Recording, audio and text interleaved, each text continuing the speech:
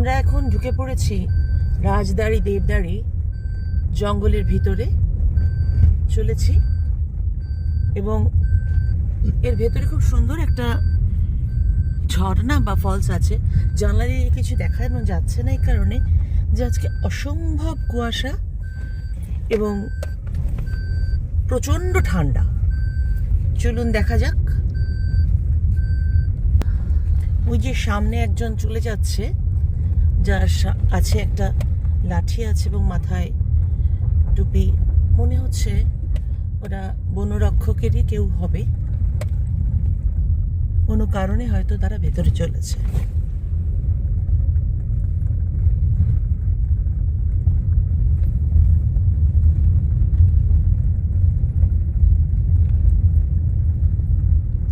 বোর্ডটা একটু দেখানো যাক।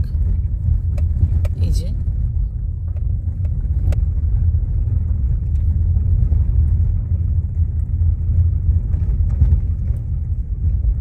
প্রায় ফাঁকা প্রান্তর, জঙ্গল খুব বেশি গভীর নয়, বড় বড় গাছ আছে কিন্তু তলার দিকটা অনেকটাই খালি। সামনে বড়া সা হনুমান, এই যে হনুমান চলেছে, লাফ দিয়ে চলে গেল ওই গাছে। এখানে বাঁদরও আছে, হনুমানও প্রচুর আছে। এখান থেকে রাস্তাটা দুভাগ হয়ে গেছে, একদিকে রাজদাড়ি জলপ্রপাত, একদিকে দেবদাড়ি জলপ্রপাত। আমরা চলেছি রাজদাড়ির দিকে। অবশেষে আমরা চলে এসেছি রাজদাড়ি। রাজদাড়ির জলটা যেখান থেকে পড়ছে সেই জায়গাটা দেখাই। এই যে আরেকটু এগিয়ে দেখাই, ওই দূর থেকে জলটা আসছে, ওই যে ওই দূর থেকে জলটা আসছে, এসে এইখান দিয়ে প্রচণ্ড স্রোত কিন্তু আছে। এখন অবশ্য বর্ষাকাল নয়, শীতকাল বলে অতটা তীব্র লাগছে না। এবং আমরা যেহেতু জল যেদিকে যাচ্ছে তার বিপরীতে দাঁড়িয়ে আছি, তাই জলস্রোতটা সেভাবে দেখা যাচ্ছে না, কিন্তু জলটা যেখানে পড়ছে ওই দূরের যে অংশটা দেখাই। এই যে একটু দূর থেকে দেখলেই এটা ভালো লাগে, তাই দূর থেকে দেখাচ্ছি।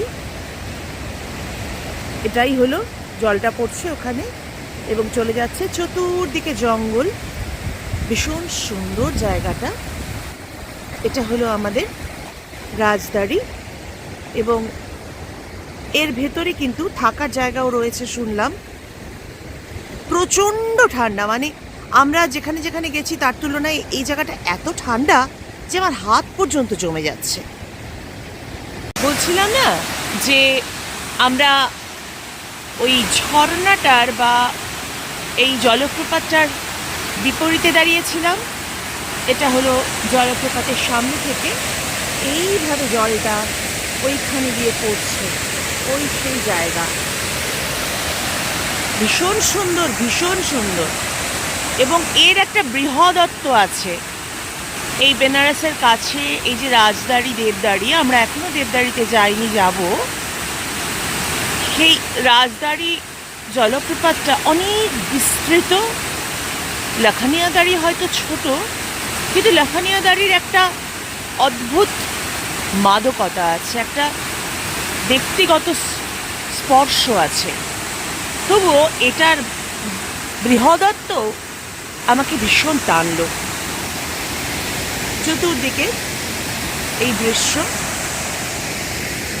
আশেপাশের সমস্ত জায়গাটা ঠিক এই রকম। এবং আমরা রয়েছি এই মুহূর্তে রাজদাড়ি জলপ্রপাতে। এবারে এলাম দেবদাড়ি। একটু আগে রাজদাড়ি গেছিলাম, এবারে দেবদাড়ি এসেছি। দেবদাড়িটা একেবারেই অন্যরকম। এই যে গভীর একটা খাত, গিরি খাত, তার মধ্যে একটা বড় জলাশয় হয়ে গেছে এই জলটা পড়ে। এই জলটা যে কি তীব্র তেজে পড়ছে সেটা কিন্তু এখান থেকে ছবিতে প্রায় কিছুই বোঝা যাচ্ছে না। আমি একটু তবুও দেখানোর চেষ্টা করছি, কিন্তু আমি সফল হব না, কেননা সামনে অনেকগুলো গাছ চলে এসেছে। এই যে দূরে দূরে, দূরে দূরে বলা নয়, ঠিক ওই ঝর্ণাটা বা জলপ্রপাতটা চারপাশে এরকম ধরনের পাথর গিরিখাত চলে গেছে। জায়গাটা অদ্ভুত ঠান্ডা এবং ভীষণ রকমের কুয়াশা এসে চতুর্দিকটাকে ঘিরে ধরছে। এইটাই হলো দেবদাড়ি, তবে রাজদাড়িটা যেন আরও বেশি মনোরম।